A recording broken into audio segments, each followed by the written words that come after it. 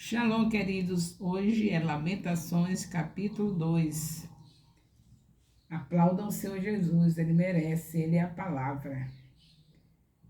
O profeta Jeremias continua descrevendo a grande dor de Jerusalém. Agora ele descreve a situação como a nuvem de ira do Senhor. Ao observar o templo, ele o vê destruído.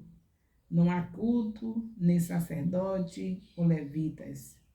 Todos foram levados ou mortos.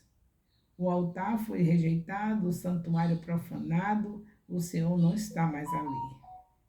Você lembra que naquele tempo a presença do Senhor era só no templo. E eles aí iam o sacerdote ia com o cordeiro, põe a mão do cordeiro, pedia perdão do pecado deles e do povo. Então, todos os dias o povo estava sendo purificado. Agora, não tem mais templo. O povo purificado aprontou o que aprontou. Imagine sem ter o templo onde eles iam adorar. E aí, o profeta está vendo tudo isso. E tem razão de ficar lamentando. Por isso que o nome é Lamentações de Jeremias. Jerusalém, a grande, agora é objeto de zombaria, vergonha e dor. É um símbolo de derrota, não mais de vitória. Ao ver isso, Jeremias convoca os restantes a lamentar, a chorar, se arrepender e orar. O objetivo é que o Senhor Deus os perdoe e restaure. Algumas informações importantes aqui, de acordo com a descrição de Jeremias. A presença de Deus partiu e deixou a nação abandonada. Eu estou falando porque você sabe que tinha um local, Santo dos Santos. Então é como se Deus saiu dali, deixou a cidade, deixou o povo sem a sua presença. Hoje, você e eu somos privilegiados, temos o Espírito Santo, mas o Senhor também fala que não é para entristecer o Espírito Santo. Entristecer o Espírito Santo é algo fatal. Não vamos entristecê-lo. Então vamos nos humilhar, voltar a fazer as coisas que o Senhor está nos pedindo na sua palavra, se é que um dia fizemos. E eu acredito que depois desse discipulado, desde maio de 2023 até o dia de hoje, já no livro de Lamentações, é outra história. Tenho certeza que eu já estou podendo ver famílias transformadas, quebrantadas, as crianças tendo intimidade com a Bíblia, porque tem culto doméstico nas casas, as crianças crescendo como Jesus mandou, como Deus mandou lá em Provérbios 22:6, sendo ensinadas mesmo, inculcadas na palavra, como fala Deuteronômio 6, de 4 a 9. Então, está uma maravilha, só que está muito pouco para o que precisa ser feito. Porque quem teve um atraso de anos e anos, muitos anos atrasados, em estar com a Bíblia estudada, por mais simples que seja o estudo, mas hoje faz diferença. Hoje nós temos a Bíblia nas nossas mãos, aberta para lermos. Por mais simples que seja o estudo, faz diferença para o tempo passado. Você vê que as pessoas tomaram até susto. O quê? Discipulado com a Bíblia? Pronto, parecia que estava mostrando o livro de São Cipriano. O negócio era tão sério que ficaram assustados. Então era sinal que realmente era urgente essa reforma. E Jesus Cristo, que é fiel, maravilhoso, e perdoador e misericordioso, se apresentou a nós, porque Ele é a palavra. E nós estamos caminhando com Ele no dia a dia. Então já tem uma grande mudança. Não podemos negar que estamos vivendo os melhores anos do ministério, mas ainda não chegamos na dimensão que precisamos chegar. Por mais triste e dolorosa que fosse a situação de Judá, é muito importante que tenhamos em mente que eles estavam colhendo o fruto de suas escolhas. A mesma advertência vale para nós. Se não obedecemos aos mandamentos do Senhor, muitas dores desnecessárias nos acometerão. Mas se permanecemos obedecendo ao Senhor, desfrutaremos de uma vida de abundância com Cristo. A gente fala tanto na vida de abundância que Cristo vai dar. Eita, meu Deus, está pensando que a vida de abundância é ele conservando a gente no erro, sem se incomodar do erro? E aí, tudo de boa. Um pai que cuida dos filhos e que não olha os erros e dá tudo que o filho quer com a vida errada, isso não ama. Quem ama corrige o filho e faz com que o filho, na correção, se conserte e depois entrega o presente, dizendo: você recebeu esse presente porque você obedeceu a papai, obedeceu a mamãe. Tem que ter um reforço para esse comportamento de obediência permanecer nas nossas vidas. E aí nós precisamos, em nome de Jesus, fazer tudo que o Senhor quer que nós façamos. Lamentações de Jeremias, capítulo 2, de 1 a 5, fala da nuvem de ira. Aí vocês leem versículo por versículo, de 1 até 5, e vão recebendo a bênção. Lamentações, capítulo 2, de 6 a 10, o altar foi rejeitado. Aí vocês veem de 6 a 10 o que Deus está falando sobre o altar. Lamentações de Jeremias, capítulo 2, de 11 a 14, cansado de chorar. Então vamos ver o que está se falando sobre o choro aí. E aí Jeremias, capítulo 2, de 15 a 17, os inimigos zombam. Jeremias, Lamentações de Jeremias, que eu estou trocando tudo, a gente sai do livro de Jeremias agora, Lamentações também é dele, então ninguém vai ficar com confusão não. Lamentações, capítulo 2, de 18 a 22, rios de lágrimas. É isso que nós vemos nesse capítulo 2 de Lamentações. O povo cansado de chorar. E só é se arrepender. Choro que não tem arrependimento, choro de remorso, não move o coração de Deus. Quem chora abandonando o pecado, esse sim. Porque quem confessa e deixa é esse que alcança a misericórdia. Então nós precisamos entender que choro não vai mover o coração de Deus, só se o choro de arrependimento genuíno. Então vamos colocar o rostinho no pó e pedir ao Espírito Santo para trazer um choro de arrependimento, porque até para isso precisamos do Espírito de Deus. Porque senão a gente fica aquele chorinho raso, aquele chorinho. E o Espírito Santo quer aquele choro, ele vai trazer aquele choro que limpa tudo, que arrasta toda a obra do cão que estava nas nossas vidas, e ali nós saímos aliviados, porque realmente nos abrimos diante de Deus, deixamos que ele arrancasse todo o engano do nosso coração. É isso que temos que fazer. E façamos rápido, porque já escapamos de uma para essa obra de conserto. Deus nos fez escapar dessa para estarmos no conserto. E nós não podemos brincar. Ele não faz nada sem propósito. Eu sei muito bem que o Senhor nos deixou vivo depois de uma obra maligna que aconteceu sobre a terra, que foi a pandemia. E aí, não se esqueça, Deus não faz nada sem propósito.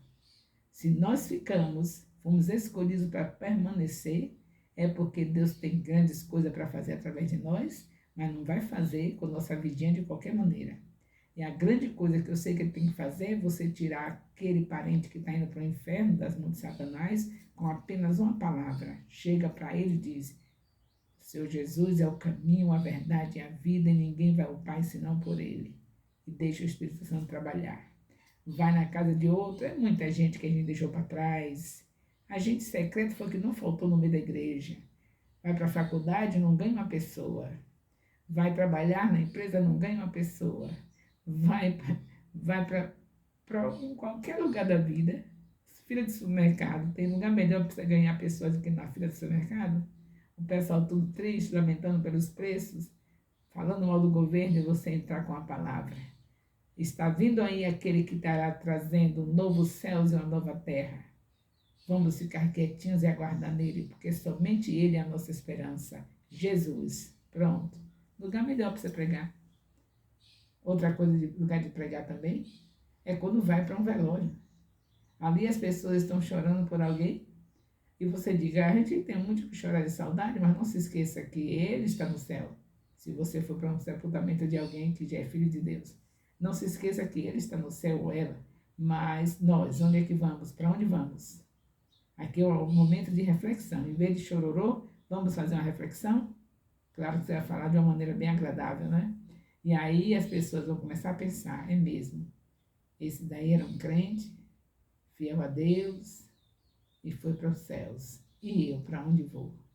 Então, queridos, tem N momentos para você pegar o povo e pregar o evangelho, ganhar vidas, consolidar, discipular e enviar.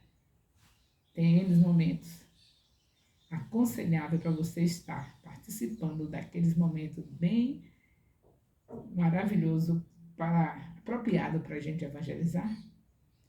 E N estratégias. Como, por exemplo, eu já enviei uma carta para o Face, coloquei a carta no Face, já coloquei o discipulado lá no Face, os vídeos do discipulado, enviei o link para o Face, e ali todos que lerem aquela carta, mesmo que não quiserem Jesus, mas eu já fiz a minha parte. O negócio é eu não vacilar, porque Deus me colocou aqui com essa missão. Então, se os ímpios, as pessoas que ouvirem, não aceitarem Jesus, o importante é que eu obedeci ao meu mestre. Ele disse, ide e fazer discípulos. Então, no Face, no Instagram, no YouTube, onde eu estiver, pregando o Evangelho. Eu não sei como você tem outra coisa para fazer, a não ser isso. Porque eu não vejo tempo para fazer outra coisa. Meu tempo é só para isso. Ah, mas porque a senhora é apóstola, porque a senhora recebe primícia. Faça, se você quiser fazer uma caminhada de supervisão para ver quem são os primiciantes, você vai ficar horrorizado. Não temos praticamente primiciantes, mas Deus dá os recursos. Quando alguém não faz, quem tem que fazer não faz, Deus envia. Deus pegava os profetas, como exemplo, como Elias, por exemplo, não tinha o que comer, Eliseu, ele providenciava. O povo não dava, Deus providenciava. Não tinha água, o povo não dava, Deus providenciava. Você sabe que profeta é rejeitado. Não quer ouvir os recados de Deus e rejeita o profeta. Então, vamos prosseguir? Vamos prosseguir porque o Senhor é conosco. Vamos falar o que Ele está dizendo, o que Ele está falando. E Ele está falando aqui a situação do profeta Jeremias, lamentando, ao ponto do livro receber o nome de Lamentações de Jeremias. E nós estamos no capítulo 2. E você, como profeta e profetiza dos últimos dias, porque está escrito em Atos 2:17, derramarei do meu espírito sobre toda a carne, filhos e filhas profetizarão. Então não pare. E a primeira profecia é tirando as pessoas do inferno, chegando e dizendo para elas quem é Jesus. E se elas aceitarem, você já ganhou a vida. E aí, galardões não vai lhe faltar. É muito bom de saber que tem até galardão para fazer a tarefa que é a nossa obrigação, porque o principal é que nós somos salvos. Alguém enfrentou o diabo para nos salvar, porque cada pessoa que vai tirar uma vida da mão dele está enfrentando ele. Só que o valente não é maior do que o nosso Deus. O verdadeiro guerreiro vencedor é o nosso Deus. Se você tem consciência disso, não tenha medo de salvar o seu parente. Não tenha medo de ser usado para salvar o seu colega de trabalho. Não tenha medo de ser usado para salvar a sua colega de faculdade.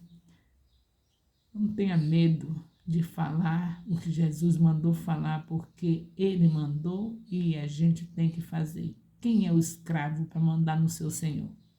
Ele nos comprou, Ele é o nosso Redentor, a gente não tem escolha. Não tem esse negócio de dizer, mas eu não sei discipular. Ele me ensina. Dê o primeiro passo. Vá na casa de alguém. Vá para a fila do supermercado, disponível para fazer isso. Que Ele vai te botar as palavras na tua boca. E a essa altura você, desde maio de 2023, estudando Bíblia, já tem bastante palavra gravada no coração, arquivada, palavras que estão sendo reservadas, conservadas no seu coração. E aí, quando você abre a boca, o Espírito Santo traz aquela palavra naquele momento que é necessário para aquela pessoa. Não brinca de Deus, não. Não invente, não. Ah, mas eu tenho meus netos, eu tenho... E quem mandou você criar neto? Ah, porque não soube criar os filhos, né? Agora está criando neto? Então tá certo, continue criando seus netos, mas arranje o tempinho de fazer a obra de Deus. Você também não vai deixar os... Já não soube criar os filhos, né? Aí por isso que você está criando os netos. É claro, eu tenho que falar a verdade, eu sou profeta, né? É porque a gente não sabe criar os filhos. Se a gente soubesse, não é você não, eu também tenho muitos erros na minha vida. Mas eu tenho que falar, não é porque eu fiz errado que eu vou deixar vocês fazerem também. Então, a gente cria os filhos errado. Se a gente criar, ensinando como está escrito em Deuteronômio 6, de 4 a 9, os filhos vão casar no tempo certo, vão esperar até o casamento na pureza e na santidade. Quando casar, vão com a bênção de Deus, vão saber, vão ter prosperidade, vão saber criar seus filhos. Não vai precisar de vovó fazer uma coisa que não está escrito. Não foi a vovó que foi determinada para criar netos. As mães criam seus filhos. Então, fazendo isso, você terá tempo. Porque os netos, quem vai criar são seus próprios pais. Mas se não fez, agora também você não vai deixar seus netos na mão da babá e da titia, não é isso? Sozinhos. A titia porque está pensando no varão que está pedindo a Deus para casar também. Então, a babá, você sabe que vai precisar de sua presença. Porque se sua filha deixa seus netos com a babá sozinha, você precisa realmente de ajudar. Então, eu não vou dizer que você agora, depois que errou, cometa outro erro. Ah, mas meus netos ficam na mão da babá mesmo, não estou nem ligando. Não, não é também assim. Você vai lá, olha o ambiente, quando sua filha está trabalhando, né? E dá aquela ajuda. Eu não estou ensinando a vocês a serem perversos. Eu estou ensinando a vocês serem fortes. Deus me chamou para fazer a gente forte. Em qualquer situação, saber administrar o tempo para não deixar de fazer o que é prioridade para Deus. É o reino de Deus e a sua justiça, e as demais coisas não serão acrescentadas. Então vai até lá, fala com a sua babá um pouquinho, distrai a babá um pouquinho, o babá vai orientando ela para cuidar do seu netinho direitinho, não é? Não deixa também seus netos desprezados, logo que sua filha está trabalhando, não é? Aquilo que você ensinou foi isso, não foi? Você tem que trabalhar, tem que estudar para não depender de homem. É o que a gente ensina aos filhos. Em vez de a gente pegar os filhos e dedicar a palavra, inculcar a palavra para que eles possam entender como é que a palavra diz, como é que a palavra quer que se forme família, a gente fica ensinando o que a gente bem entende. Aí, não, minha filha, você tem que ser uma doutora para você não depender de marido. Pronto, você ensinou suas coisas erradas, então você agora vai ter que ajudar sua filha mesmo. Mas não se esqueça, dê o seu jeito, para não somente ficar criando netos, mas fazer o que é prioridade, ganhar, consolidar, discipular e enviar. O amor de Deus, nosso Pai, a graça salvadora do nosso Senhor Jesus Cristo, a comunhão do Espírito Santo, seja com todos os discipuladores e discípulos do Ministério Apostólico Internacional, Filho de Jerusalém, desde agora e para sempre. Amém.